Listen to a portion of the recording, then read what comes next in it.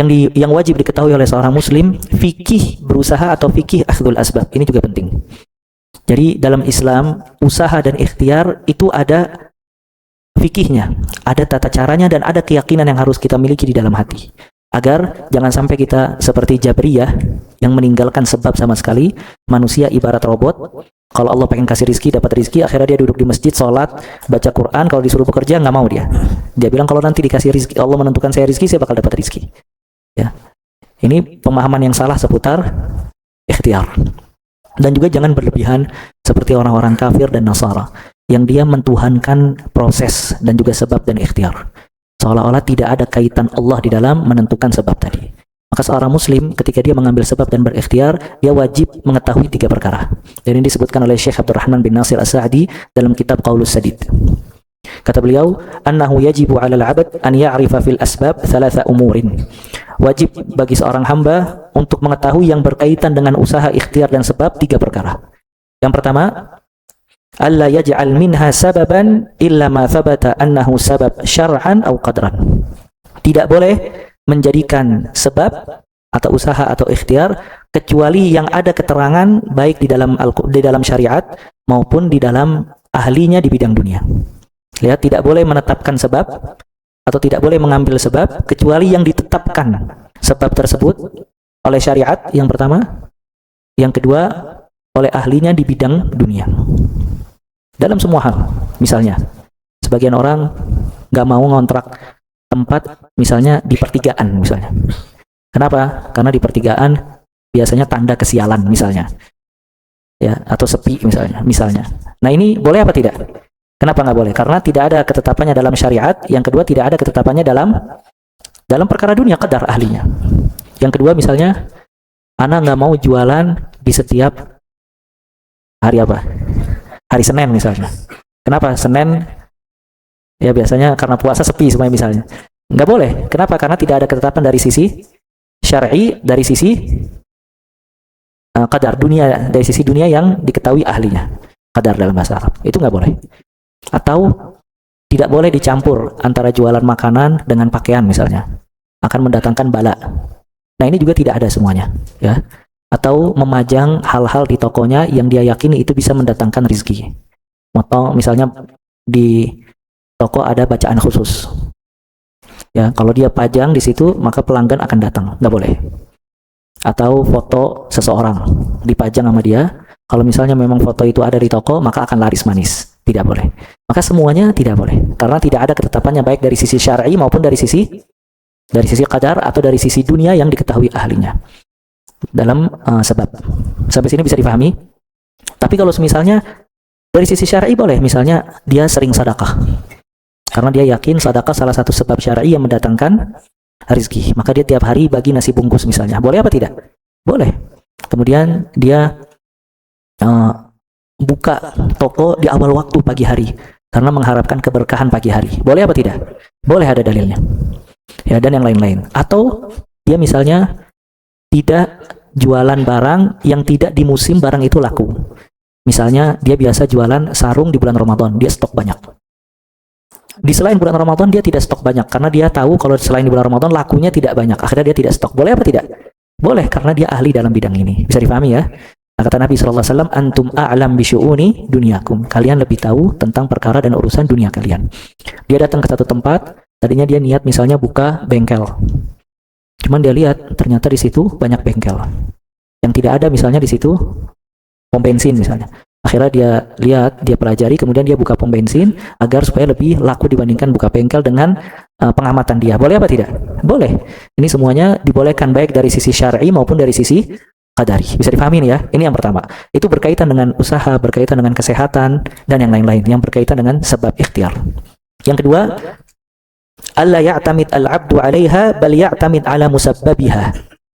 Tidak boleh seorang hamba menyandar kepada sebab semata. Tidak boleh seorang hamba menyandar kepada ikhtiar semata. Namun dia menyandar kepada Allah Azza wa Jal yang menentukan keberhasilan sebab tadi. Dia menyandar kepada Allah Azza wa Jal yang menentukan keberhasilan sebab tadi.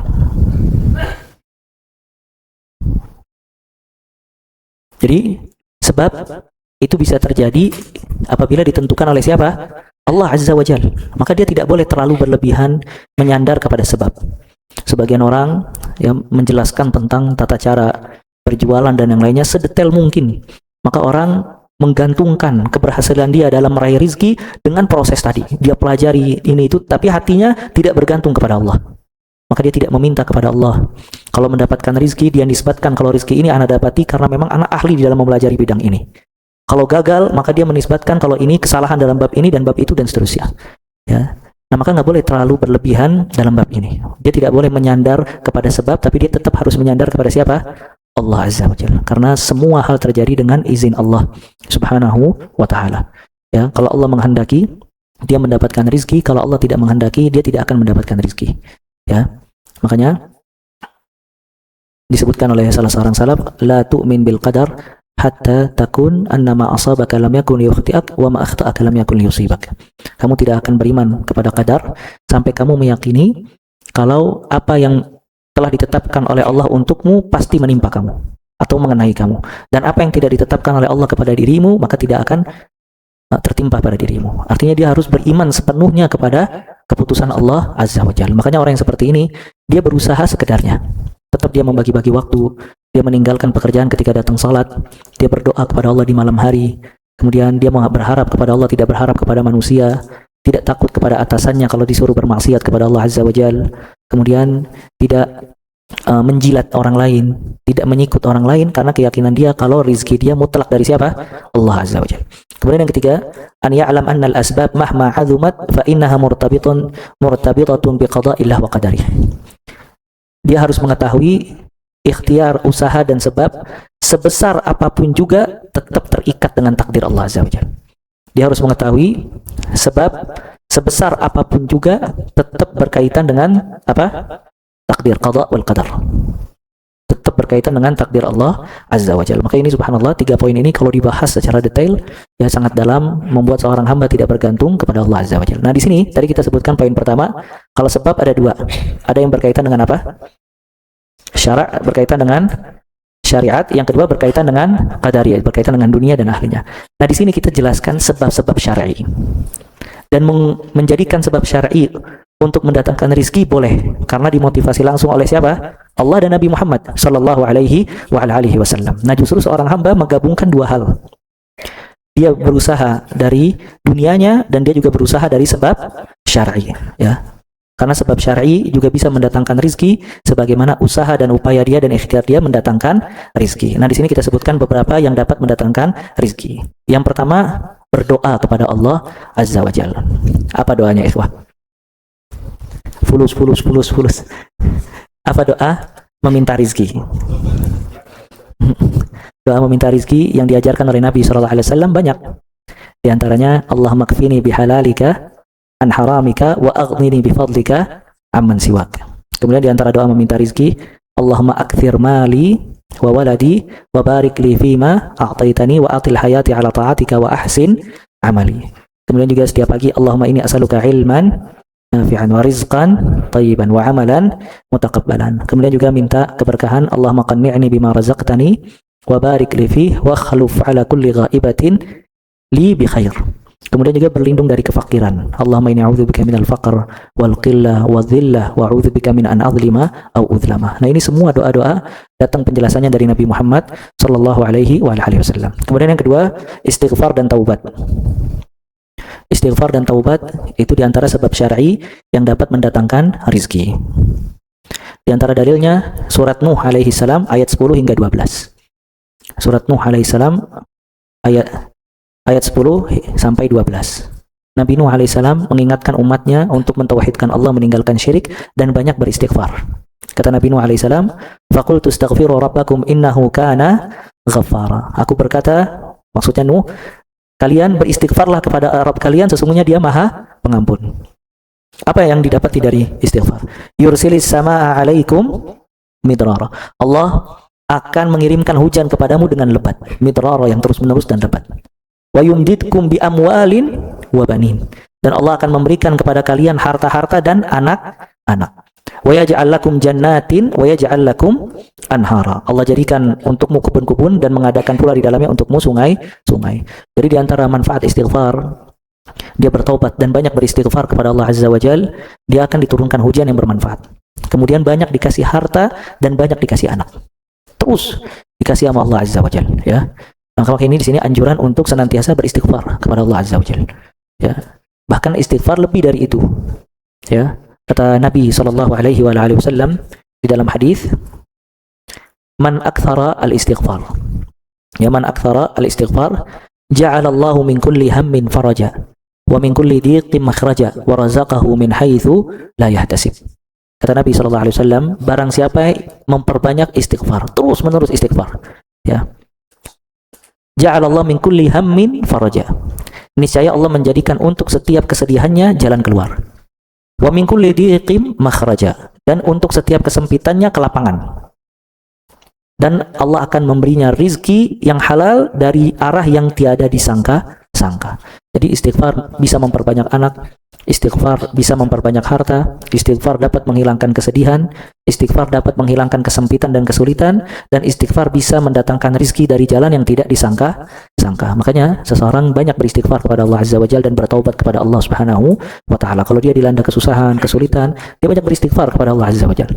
Sampai kata salah seorang ulama, kadang baju yang kotor itu baju yang kotor mestinya dicuci dibandingkan diberikan minyak wangi.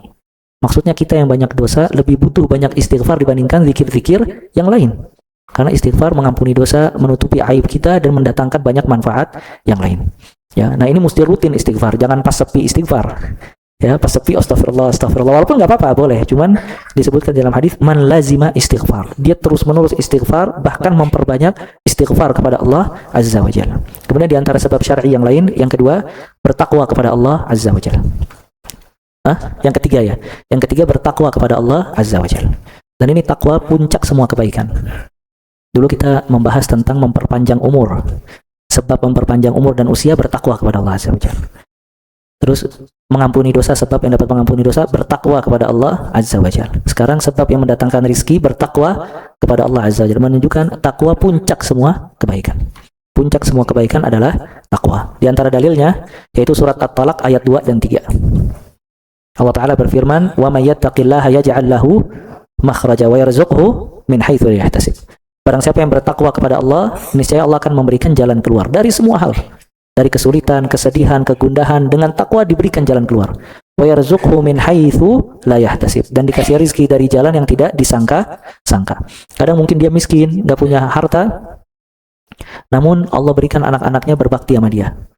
Atau cerdas-cerdas hingga semua anaknya dapat beasiswa tanpa dia harus mengeluarkan rezeki membiayai anak-anaknya. Rezeki apa tidak? Rezeki. Atau mungkin dia semua keluarganya tidak pernah ditimpa penyakit yang bisa mengeluarkan biaya yang besar. Rizki apa tidak? Rizki. Min haitsu la yahtasib. Dan seterusnya. Kemudian di antara kiat yang lain, beribadah kepada Allah. Di antara sebab syar'i, beribadah kepada Allah sepenuhnya. Beribadah kepada Allah sepenuhnya.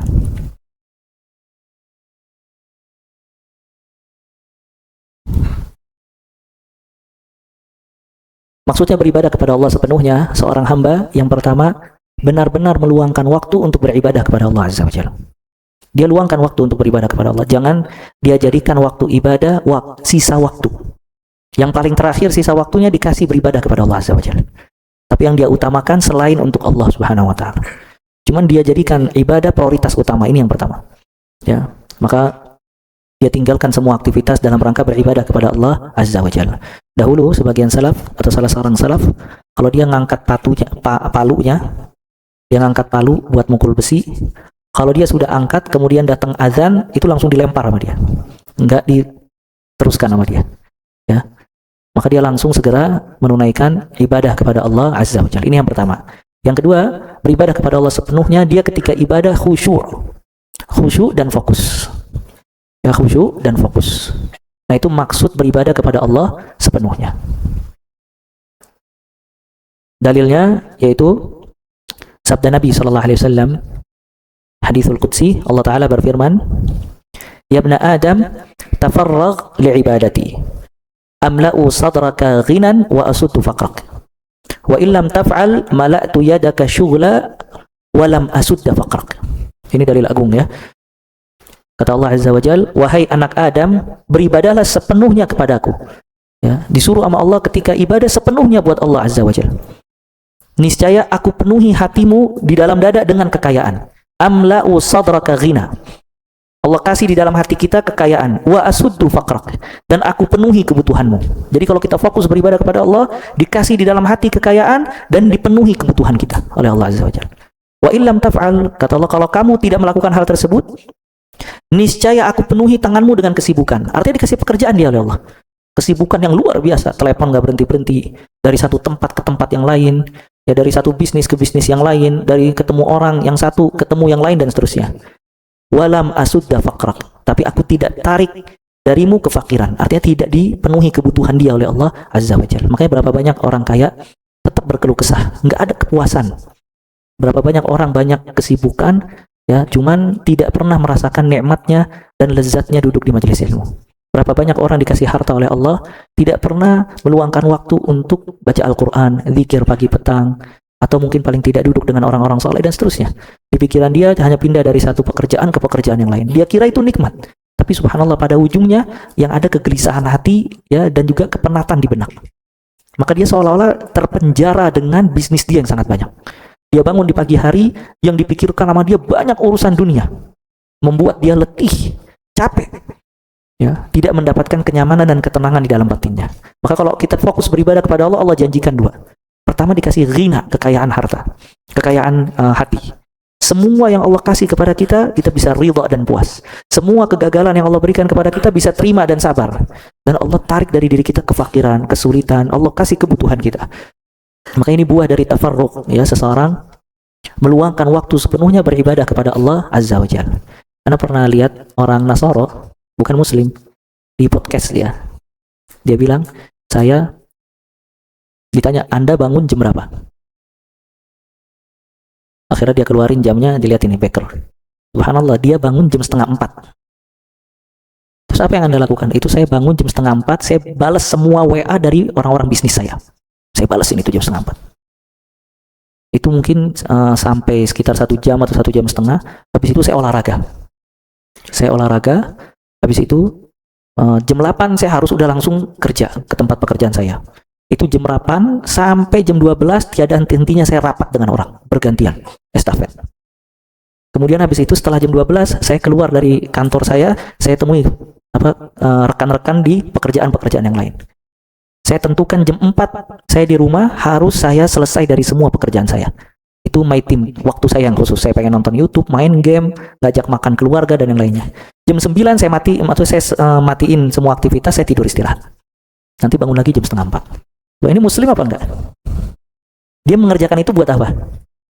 Hanya buat dunia. Coba subhanallah, kalau kita lihat orang muslim, dia bangun misalnya di awal waktu, dia berdoa, sujud dan ruku kepada Allah Azza wa Jalla. Dia tilawah Al-Qur'anul Karim. Ya. Kemudian setelah itu dia zikir pagi misalnya. Ada waktu kosong misalnya, dia teruskan baca Al-Quran. Kemudian dia bekerja mencari nafkah dengan niat menafkahi dirinya dan keluarganya, mulia niat dia. Ya, kemudian dia pulang ke rumah. Coba kalau dia bayangin, dia pulang ke rumah, dia tutup semua urusan dunia, dia baca Al-Quran, dia didik anaknya Al-Quran, dia nasihati istrinya dan yang lainnya. Dia tidur di awal waktu agar bisa bangun malam tahajud, ya, sholat malam. Maka subhanallah, orang muslim kalau dia mengerjakan itu, dijanjikan sama Allah kecukupan dan kekayaan hati. Ya, kalau seandainya orang Nasrani atau orang non-muslim, dia mengerjakan itu hanya untuk dunianya, dibuat rapi, disiplin. Kenapa kita buat Allah Azza wa Jalla tidak bisa seperti itu? Ya, orang muslim kadang ninggalin sholat hanya buat 1.000-2.000 perak. Kalau bekerja di tempat orang, korupsi waktu, korupsi harta. Kalau misalnya berniaga sikut-sikutan dan yang lainnya, ya. Sedangkan orang non-muslim dia berusaha untuk menaikkan level hidupnya karena dunia. Kenapa kita tidak berbuat yang lebih baik buat Allah Azza wa Jalla? Sedangkan semua yang Allah janjikan pasti dan hak. Dan itu tidak akan didapati sama orang non-muslim serapih apapun dan sedisiplin apapun dalam kehidupan dia. Sedangkan kita dijanjikan oleh Allah banyak kebaikan. Nah, makanya kalau dia orang yang non-muslim meluangkan waktu buat kehidupan dia, mau main game, nonton YouTube, jalan-jalan, dia tutup supaya tidak benaknya pusing dengan dunia. Kenapa kita tidak hilangkan buat Allah Azza wa Jalla? Ya, mestinya kita orang mukmin lebih utama dan lebih semangat untuk melakukan hal tersebut, menggapai kehidupan akhirat. Bisa dipahami ini ya? Kita percepat poin selanjutnya, bertawakal kepada Allah Azza wa Jalla. Ya, tawakal juga termasuk sebab mendatangkan rizki. Kata Nabi sallallahu alaihi wasallam, "Law annakum tatawakkaluna 'ala Allah haqqa tawakkuli la ruziktum." Kama tarzuqut tayr taghdu khimasan wa taruhu bitana. Kalau seandainya kalian bertawakal kepada Allah dengan sebaik-baik tawakal, niscaya kalian akan dikasih rizki oleh Allah sebagaimana burung keluar dari sangkarnya perutnya kosong dan kembali sudah terisi. Maka di sini harus menyandarkan semua urusan kepada Allah Azza wa Jalla. Kemudian